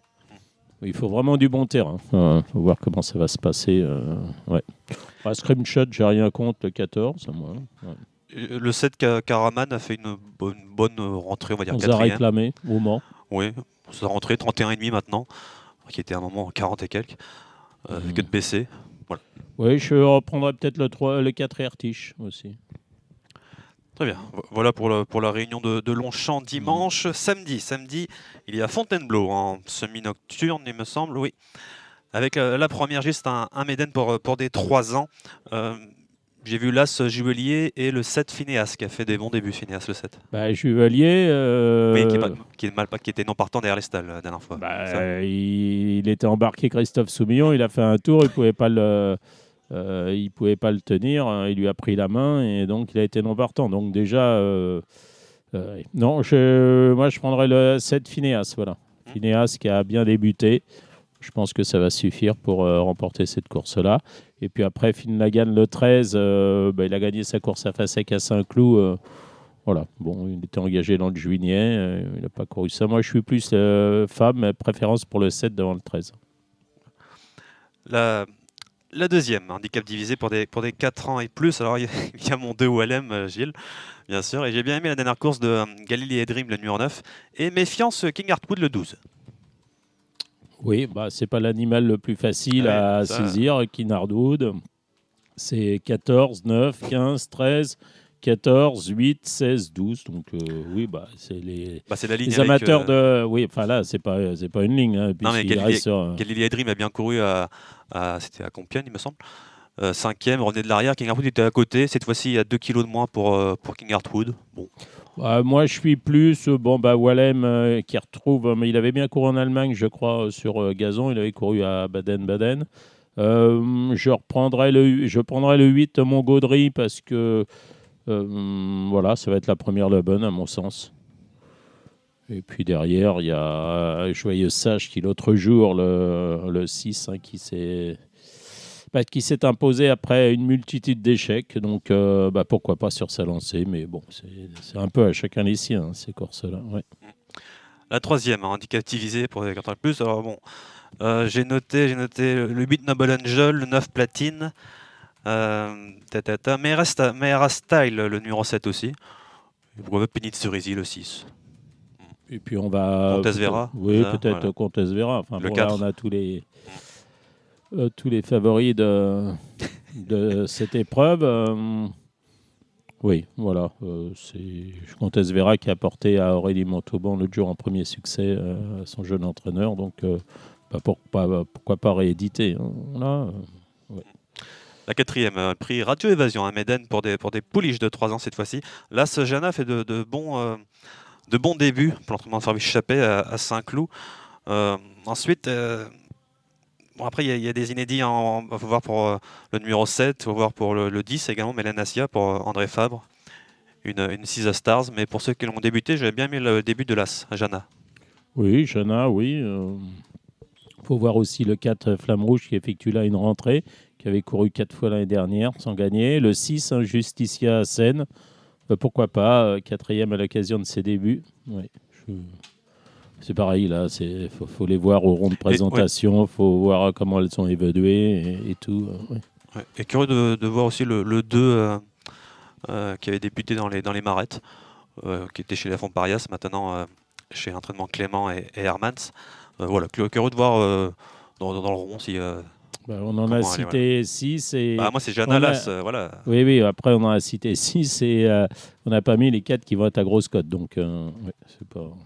J'en sais rien, je ne veux pas comme ça. Faut essayer de trouver le truc marrant parce que là, avec tous les favoris, il y en a qui vont décevoir sans doute. Je ne sais pas, je n'ai pas d'avis sur la question. Le prix Yves Saint-Martin, c'est la 5e. Là, je suis plus chaud avec le 7 Jeunine, là, qui m'a bien plu l'autre jour à l'occasion de sa rentrée. À Fontainebleau, ouais. Derrière, là, c'est quand même un lot d'une grande tristesse. Le 4 à l'Amide. Oui, pourquoi pas. Jazzy Moka, le 6. Voilà, c'est les 3 chevaux de la course avant le coup comme ça. Ouais, je suis 3 favoris aussi. Ouais. Je suis d'accord. La 6e, 2200 mètres. C'est pour les cavalières. Préférence, Gilles? Le 5, Val d'Acaoz. Devant le 2, Bashki Sarai. Et éventuellement le 8, Mécho Bonheur. Ouais. La 7e. Bah, après, il y a Ongmar qui avait bien gagné aussi l'avant-dernière fois. Hein. Bon, l'autre jour, c'était une course bidon, une course sans train. Donc, peut-être le 4 pour reprendre le cours Enfin, pour la racheter. Voilà, c'est ça que je veux dire. La 7e, le prix du Long Rocher. C'est 2600 mètres, une course à condition. Bah, y a 3 chevaux avant le coup. Il y a le 2, Wood City, qui aurait préféré sans doute un terrain plus souple, et peut-être une distance un peu plus longue. Le 6, Don Deal, sur ce qu'il a fait l'an passé. Et le 7, Annabelle Ghost, qui aurait préféré peut-être un peu plus long également. Bon, c'est les 3 choix, à mon avis, 2, 6 et 7. Ouais. C'est Guillaume, il sera peut-être au bras dans le tournant, hein, pas avec Annabelle Ghost. Possible, ouais. Je suis d'accord avec toi, les trois chevaux. Done Deal, bon, peut-être dès sa rentrée, ça peut le faire. Et la dernière, alors une ligne droite, une course en ligne droite comme ça, sur 1200 mètres. Pour des 3 ans, Swollen Shoot le 5, Detonate le 3 et Las Mr. Cheng. Bah, les 3 favoris. Donne un tocard si tu veux. Alors, non, mais te fâche pas là. Mais si, j'ai l'impression que tu m'en veux parce que j'ai donné les favoris. Je t'en veux pas. Je veux dire qu'on donne des favoris, donc je suis d'accord. Moi, j'ai mis le 3 Detonate, le 5 Swollen Shoot, qui m'a un peu déçu l'autre jour. Detonate en tête dans tes pronoms. Oui, pourquoi d'accord. Pas, oui. Il a quand même, lui, les meilleurs titres. Voilà. Je pense pas que ça soit un problème de faire une rentrée chez Francis-Henri Graffard. Voilà. D'accord. Il a quand même couru l'Eclipse l'an passé. C'est vrai. Voilà, il a quand même des perfs. L'autre jour, il est 3e de Ed Bentley qui court le Fontainebleau. Donc c'est vrai. Voilà. Après, Swollen Shot, moi, il m'a déçu l'autre jour. L'autre jour, il est battu facilement par Profuma di Iena, qui a le droit d'être bon. Mais il a fait derrière ses Sweet Shot et tout ça. Donc, je préférence pour 3 Detonate. Mais bon, je sais pas. Je pense qu'ils peuvent tous être à l'arrivée de cette course-là. Voilà pour Fontainebleau, ça c'est miniature. Il y a une réunion, comment ça, à 11h. C'est à Senon. Avec oui. Oui, à Snon, je peux bien prononcer. Non, mais la première, c'est sur l'obstacle, sur les haies pour des 4 ans handicap de catégorie, Gilles. Bon, je n'ai pas beaucoup de conviction là-dedans. Non, je vois pas grand-chose. Je dirais timidement le 2, Toast the Crown, mais bon. Je suis pas... C'est pas tes courses. C'est pas trop mes courses, non. C'est sûr que je vais pas trop flamber dans ce genre d'épreuve. C'est comme la deuxième, le handicap de haie. Qu'est-ce que tu vois, toi, là-dedans? Moi, je suis pas... Alors, je vais tout à fait honnête avec toi, je n'ai pas regardé les 2 courses en obstacle. Je me suis concentré sur le plat. Ouais. Bon, je dirais timidement le 205, Eagle du Lemo. Voilà. La 3e, Méden pour 1350 mètres pour des 3 ans. Je suis étonné de voir Artistic Manlas sur cette distance toujours. Moi, ça me paraît vraiment, vraiment court. Il y a des inédits en bas de tableau. Je ne sais pas quoi en penser. Moi, je prendrais le 303 Nothington, qui a bien débuté dernièrement, celui pour l'Homme du Mans, sur 1400 mètres. Voilà, je pense qu'il est à même de remporter une telle épreuve. Après, il y a des chevaux qu'on couru qu'une fois, il y a des inédits, donc... je ne sais pas ce que valent exactement les 2 Pantales. Je dirais que peut-être plus le mâle que la pouliche. Voilà. Mais bon. La 4e, c'est une course la course à condition pour les 3 ans des AQPS. Bon, on est à Senon. Est-ce que le supplémenté Madrisca pour Alain Coetier le 9 ? C'est ça. J'en sais rien. Disons que confiance à ces entraînements-là. Moi, je suis généralement plus poulain que pouliche à cette époque de l'année. Maintenant, c'est quand même dans dans les AQPS qui se distingue Couetil. Donc, j'espère que pour lui qui va gagner, mais j'en sais rien. Je les connais pas suffisamment. Et la 5e, c'est la même chose, mais pour une course pour les 4 ans cette fois-ci, toujours les AQPS. Ouais. Moi, je dirais le 2, Lily de Bercy, mais sans grande conviction. Voilà. La 6e, c'est un handicap pour des 4 ans et plus. J'ai envie de reprendre le 6 Andy. Il y a également Circeo qui vient de changer d'entraînement, qui n'est plus chez Michael Desangles. Maintenant, l'entraînement de Joséphine Soudan, c'est bien ça. Toujours bien aimé, moi, Circeo, le numéro 3. Ouais, pas très courageux. Hein. Non, c'est vrai. Mais un terrain, alors, j'ai pas dit le terrain, on l'annonce. Alors, ça, oui, c'est pour en parler. Que ce soit Fontainebleau et Snon, le PL3 mètres, ça date du 8, de mardi. Quand même, on est vendredi, on n'a pas un pénétromètre. Ça, c'est pour Dominique. Il va faire un petit sujet là-dessus. Voilà. Moi, je suis plus le 4 et X26. Voilà. Oui, c'est vrai, la dernière fois, c'était un terrain un peu trop loin à Bordeaux, le 4. Après, on rajoute pas l'As Prince des Villes a bien gagné, peut-être pour être toujours 3e, 4e, derrière Sisandi et Circeo, le numéro 3. La 7e. Alors là, Gilles, c'est un Méden pour des 4 ans et plus, 2100. Bonne chance à toi de me dire. C'est les courses pour quoi est-il, ça, le 10, Reine du Risque. Ouais, et le 2 Phare la Mort. C'est un peu les deux que j'ai retenus. Parce que derrière. À ce moment-là, il faut reprendre aussi le 3 Falimax. Enfin, c'est d'une grande nullité. Voilà, il y a des partants, mais bon. Il y a 9000. 4005 au premier, donc si Dominique veut arranger la course, il peut.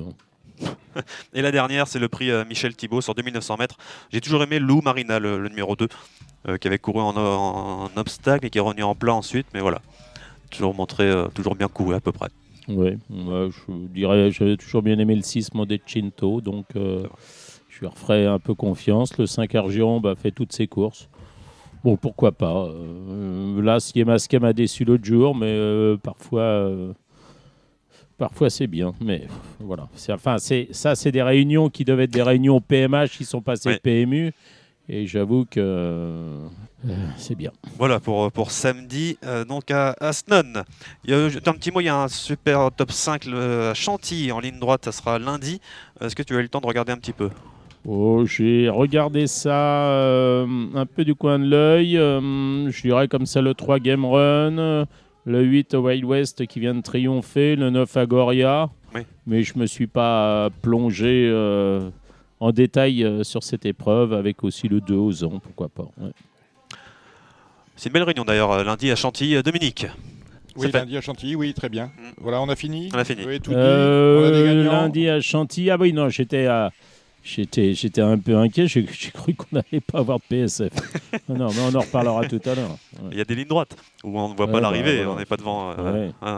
Ça finit tout au bout. Voilà, Dominique. Eh ben voilà qui est dit. Alors, on va peut-être... qu'est-ce qu'on va faire ? On va peut-être aller retrouver Olivier de Seyssel qui nous parle du transport de chevaux dans la rubrique, notre rubrique de bien-être équin, qui est parrainée par Equidarmor.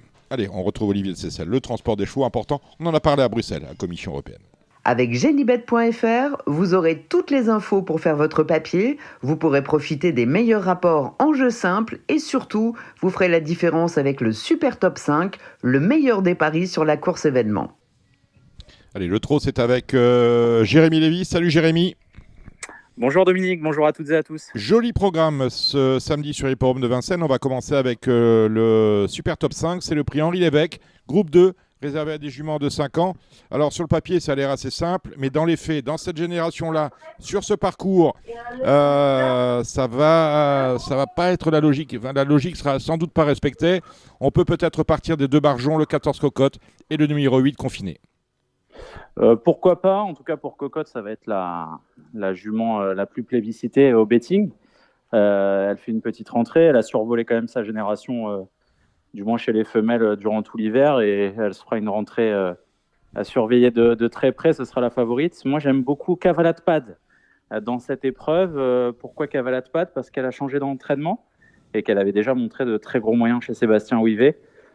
Le numéro 3, et pour sortir un peu des sentiers battus, les 2 favorites seront certainement le 14 Cocotte et le 15 Canad Belef, qui est l'une des meilleures pouliches de cette génération.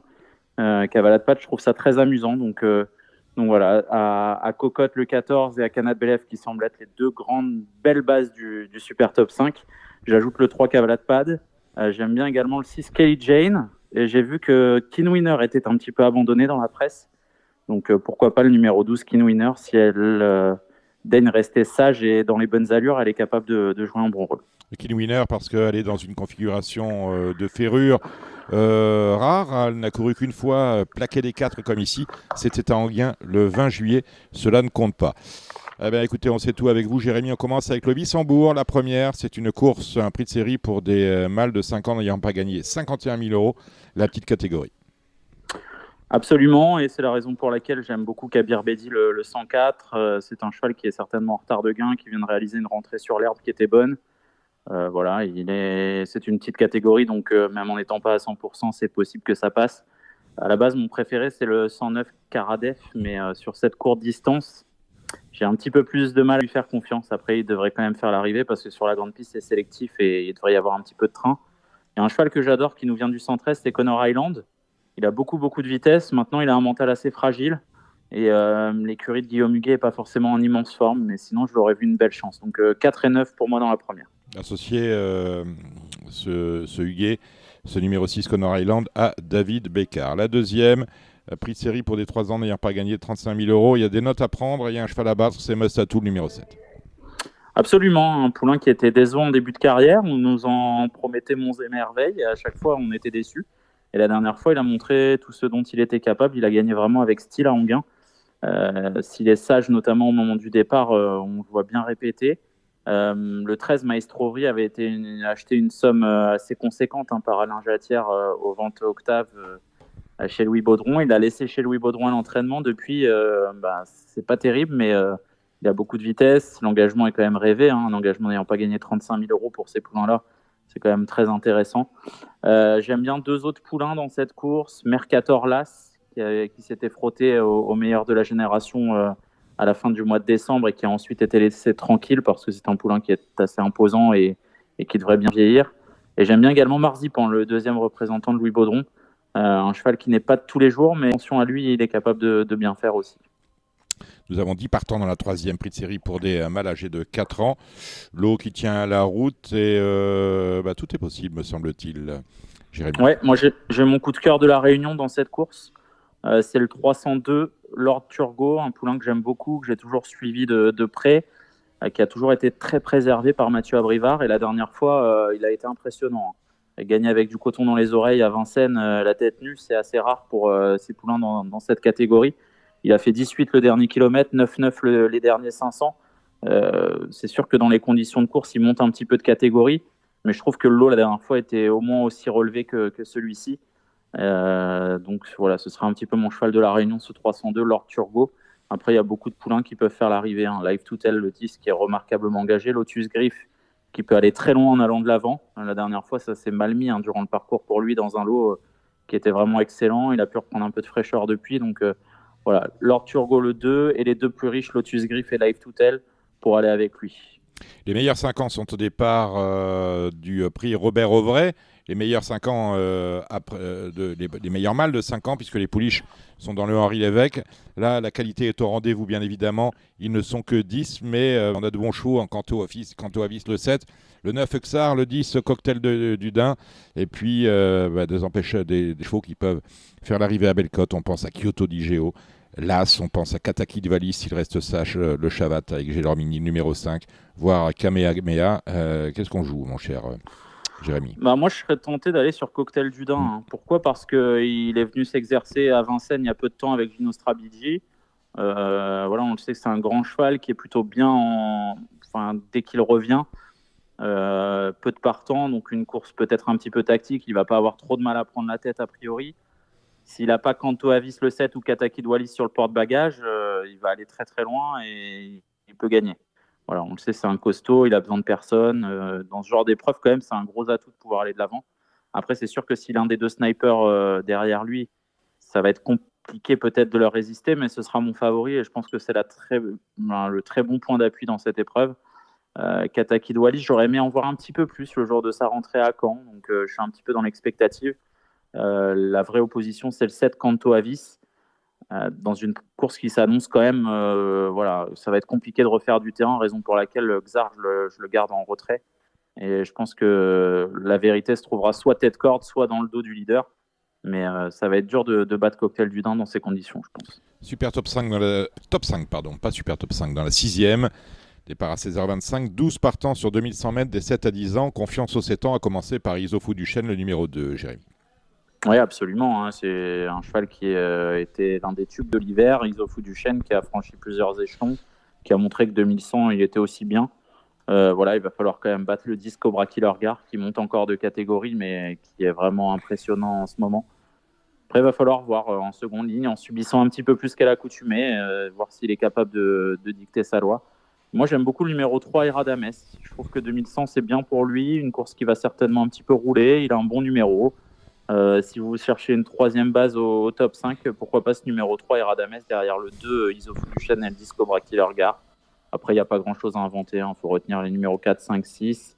Et certainement là, c'est également qui a beaucoup de vitesse et qui vient de partager le succès à Vincennes avec Cobra Killer Gar qui sera le favori. Qualificative pour les l'étrier des 3 ans, le prix Émine des pouliches de 3 ans. Elles sont 12 au départ avec une confirmation attendue du côté du 11, Mazinatia. Oui, qui sera peut-être un tout petit peu moins à l'aise sur 2175 mètres qu'elle ne l'a été sur 2007. Mais elle a été vraiment très dominatrice la dernière fois. Donc, il faut certainement une nouvelle fois lui faire confiance. C'est la deuxième fois sous la selle. Il va falloir confirmer son dernier succès et sur une distance plus courte. Je pense qu'il ne faut pas chercher midi à 14h. Hein. Les opposantes sont celles qui l'ont suivi la dernière fois, Mademoiselle Jane, le 10, et le numéro 12, Misty Green. Les deux ont beaucoup de vitesse et elles seront certainement beaucoup plus à l'aise sur ce parcours. Après, Malice Kairi, qui est une pouliche dure à l'effort, Mina Dry. Je pense vraiment qu'il faut se diriger vers les concurrentes les plus riches de cette épreuve. Si vous voulez sortir un petit peu des sentiers battus, pourquoi pas le 4, Manitas de Truchon, qui manque un petit peu de métier, mais qui a montré qu'elle pouvait aller avec celle-là dernièrement. Et auparavant, c'était très bien sur la petite piste, donc pourquoi pas. Si vous voulez un peu d'exotisme, on va retenir le 4, Manitas de Truchon. Le top 5, le dernier top 5 de cette réunion, c'est le prix de Château-Gaillard. Ils sont 11 au départ. Écoutez, c'est une course très ouverte, 2007, des vieux. Moi, j'aime bien Horatius Della, le numéro 9. Où en est-il? On n'en sait rien. À vous, Jérémy.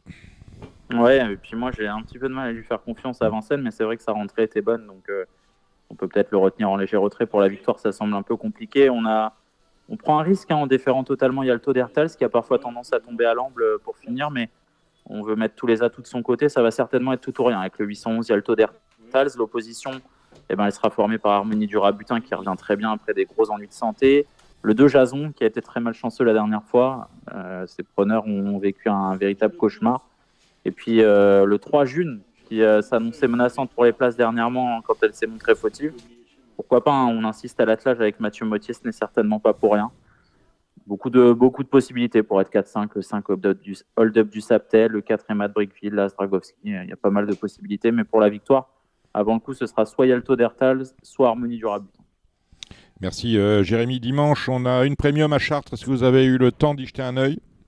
Oui, et puis il y a aussi le groupe 2 des 3 ans, la dernière.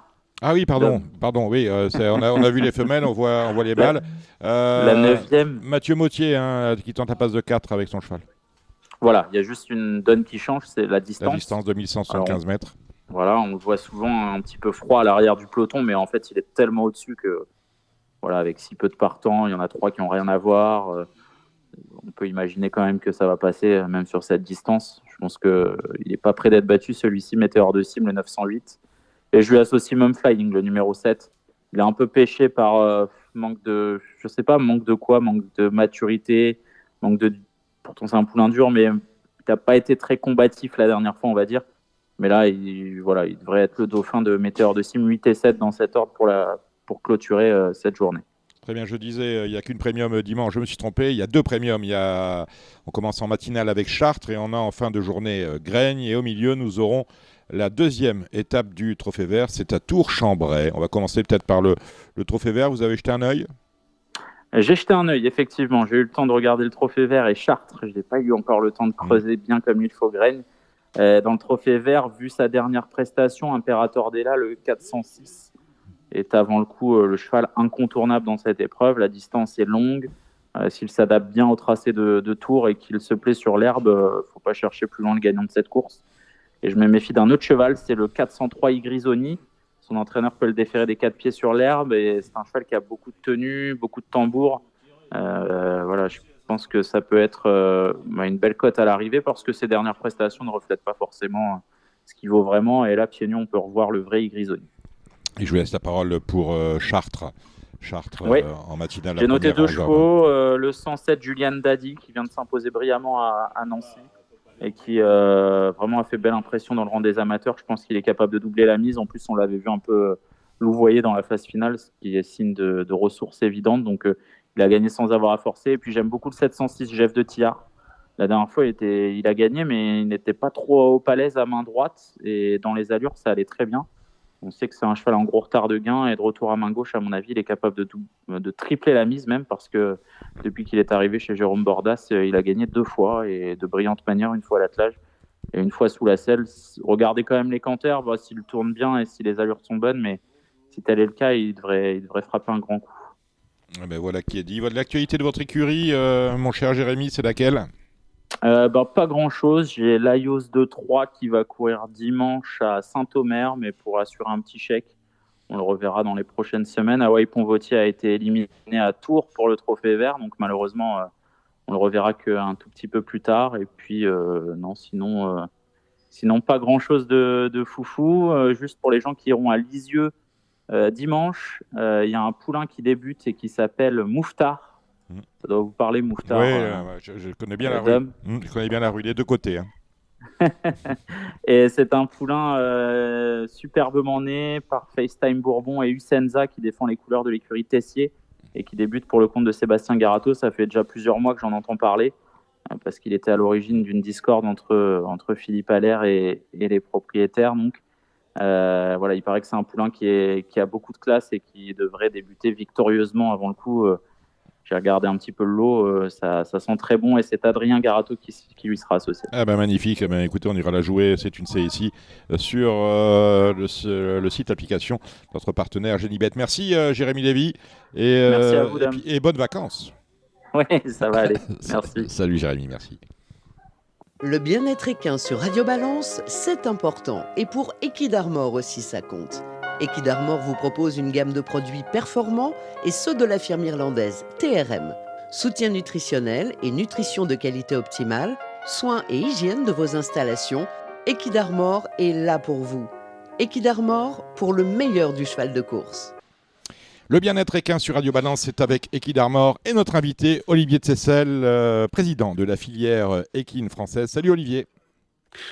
Bonjour Dominique. Bon, le bien-être équin, c'est important, et le transport des chevaux, ça l'est tout autant. Et on sait que les autorités, qu'elles soient nationales ou supranationales, et notamment européennes, sont très soucieuses du bien-être animal et équin pendant le transport des chevaux. On a le transport des chevaux chez nous, c'est important, puisque on sait qu'un cheval un cheval de course dans une année voyage pratiquement une quinzaine de fois, et la législation va changer. Et justement, en tant que président de la filière, tu étais à Bruxelles pour négocier avec eux les nouveaux textes qui ne prennent pas forcément en compte, et comme les textes précédents d'ailleurs, ont fait pour les animaux, de bouche indifféremment que ceux des chevaux de course. Tout le monde loge à la même enseigne, et à chaque fois il faut rappeler que les chevaux de course ont besoin de législation particulière, Olivier de Seyssel. Oui, alors c'est exactement ça.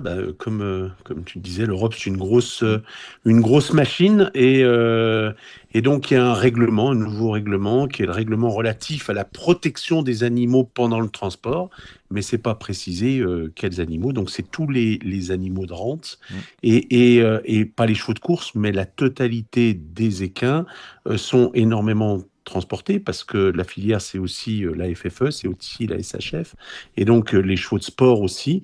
Je rappelle que les chevaux, en Europe, c'est 6 millions de chevaux en Europe, donc c'est pas une mince affaire. Et donc, quand on a lu le premier projet de la Commission européenne, on est un peu tombé de notre chaise, et on a commencé à travailler pour essayer d'amender ce texte. Je rappelle quand même que Bruxelles, c'est une grosse machine, il y a la Commission, il y a le Parlement, il y a le Conseil, et qu'il faut essayer de toucher toutes ces strates pour arriver à faire bouger les textes. Et dans ces textes, on trouve des choses quand même relativement aberrantes. Alors, le texte avait exclu intelligemment, il y avait un régime dérogatoire pour le transport des chevaux de compétition, d'entraînement et de sport équestre et loisirs. Mais par contre, il y avait tout le volet élevage, les ventes et la reproduction. qui étaient complètement exclus. Et du coup, on arrivait à une usine à gaz avec, pour vous donner quelques exemples, il faut que quand un cheval arrive à un endroit, il faut qu'il reste une semaine avant d'être à nouveau transporté. Donc ça paraissait complètement aberrant.